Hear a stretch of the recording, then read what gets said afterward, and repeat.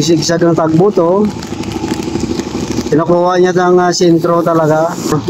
Yun! Nabangga! Yan naman ang mabangga naman kasing gilid, eh, oh. Ito guys, mega loud shoutout. Dito tayo sa MacArthur Bridge, maulan. Dadaanan natin itong Pasig River Esplanade Phase 4. Tapos na. Noong nakaraan naka-update na tayo. Pero gabi, and then wala masyadong namamasa. Pero ngayon tingnan nyo guys, oh. Unti-unti nang na-discover ng mga tao. At kahit maulan, tingnan nyo naman, marami pa rin namamasyal.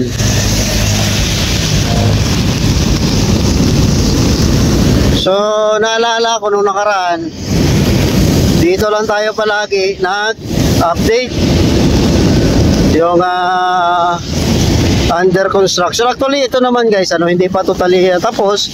May mga kulang pa konti na lang, yung may plaza pa yan dito sa may likod ng tarpaulin na yan. May plaza pa na gagawin dyan, pero siyempre unti-unti lang matataposin yan. At may mga CR pa yata yan dito. Yan, ang ilalim ng tulay ng LRT, yun yung nagsilbing bubong, kasi umulan. So ang mga tao tumatagos. At siyempre itong tulay ng MacArthur Bridge, yan. So diba? Guys, so ang ganda, So pag natapos yung sa likod ng tarpaulin na yan, ay may gagawin pang plaza dyan. So yan naman ang pinakahintayin. Pag natapos yan, so may plaza na, may esplanade na pasyalan, may plaza pa, So ang mga illegal settlers yan natanggal na. So nakakaawa din, pero yan kasi ang kailangan, So ang tubig sa ilog, brown, maulan ngayon, pero kalmado naman siya, at malinis, walang masyadong basura na lumulutang. Dati naalala natin, nakatayo lang tayo dito, under construction, yung kanilang mga crane, backhoe nandyan. Pero ngayon tapos na at napasyalan na. Ngayon, punta naman tayo sa kabila, tingnan natin doon, ang sitwasyon. Tingnan nyo naman ang kalagayan ngayon sa MacArthur Bridge. Maulan, wala masyadong traffic, pero yun nga lang, medyo ingat-ingat kasi madulas. Tutawid tayo sa kabila. Yun, dami nga sasakyan. So, hintayin muna natin yan. At siyempre timing lang, isa pa, para alam mo takot maunahan. At siyempre yung barge, yun yung barge na, ilang pirasong barge yan? 3. Katak-katak nila yung napakabigat siguro yan, Alam mo bakit 3? Kasi guys, malakas ang current ngayon. So 3 ang kailangan para maghatak ng isang barge, So malakas ang current. At ito naman ang dito sa kabila ng MacArthur Bridge, O tingnan nyo guys, ang ganda, So ganoon din, dito siguro kung mga hagdanan na lang ang kulang dyan. At sana lagyan ng CR dito sa gitna banda. So siyempre nakagaw pansin sa atin yung barge, tingnan nyo guys, Makin mo gaano kabigat yan, ang dala na yan, lubog na lubog, Pag walang dala yan, napakataas yan ang lutang yan sa tubig. Pero ngayon tingnan nyo guys, lubog na lubog siya. Alpios 3. Ano kaya nga karga niyan,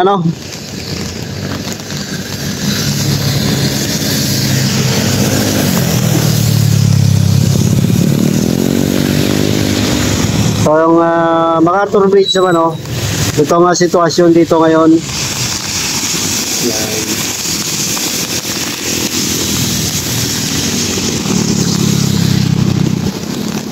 Naririnig ko pa ang motor, no, ng tugboat.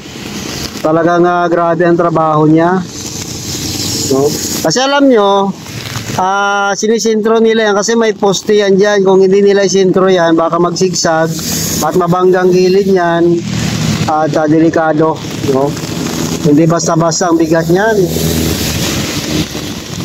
Kahit yung tugboat ay hirap na hirap. Nagsisigsag na, nagsisigsag ng tugboat, Kinukuha niya ng sintro talaga.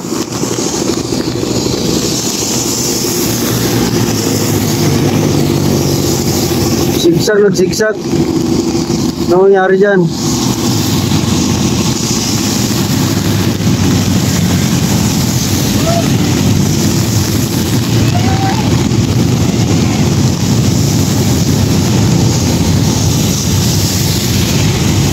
Mag-maniobra siya, no? Alam mo ang barge kasi guys, alam naman natin wala yung motor. Yun, nabangga. Ramdam ko ang bangga niya sa sa tulay. Nauga yung tulay. Nabangga ang barge sa tulay. Ramdam ko ang kanyang uga guys, ha. Yun, Nabangga ang barge sa tulay. Ramdam kong impact nung bumangga ang barge. So, sana hindi maputol ang lubid. Pag naputol yan, delikado yan. Ramdam ko pa rin yung yun na naman, yung tugboat. Yun yung lubid,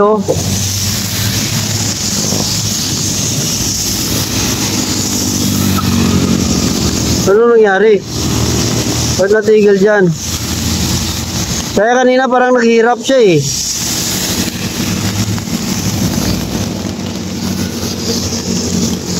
Naghihirap siya kanina sa maniobra. Tapos biglang may nararamdaman ako na bumangga sa poste ng tulay. Yun, nakapasok na siya. Nakapasok na siya ang tugboat. So, sana hindi guys, kasi ang laking disgrasya yan kung yan ay maputol ang lubid, no? Yan, nakapasok na ang nakapasok na ang barge. Tingnan natin sa kabila,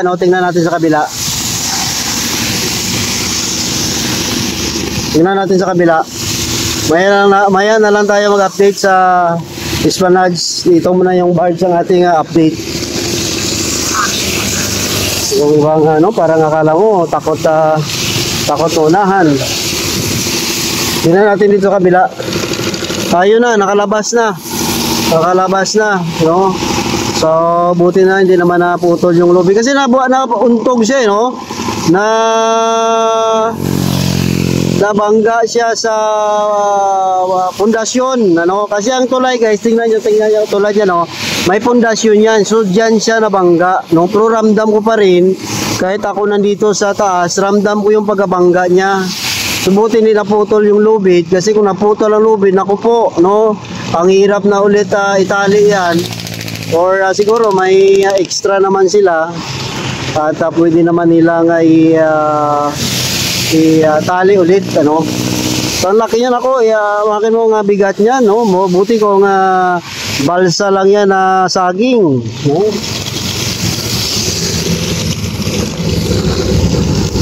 So nakalusot na. Pero kanina ramdam ko talaga yung pagkabangga niya, Uga talaga yung MacArthur Bridge, sa bangga ng barge.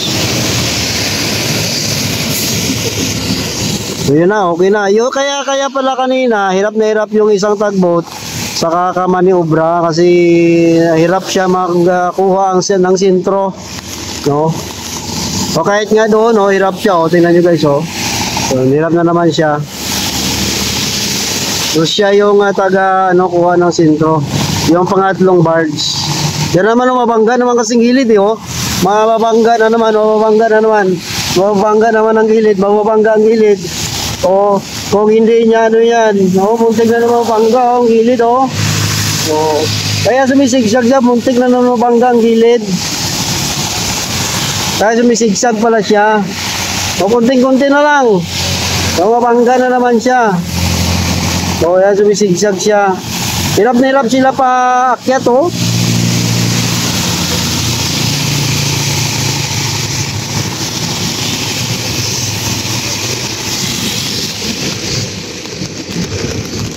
Delikado yan.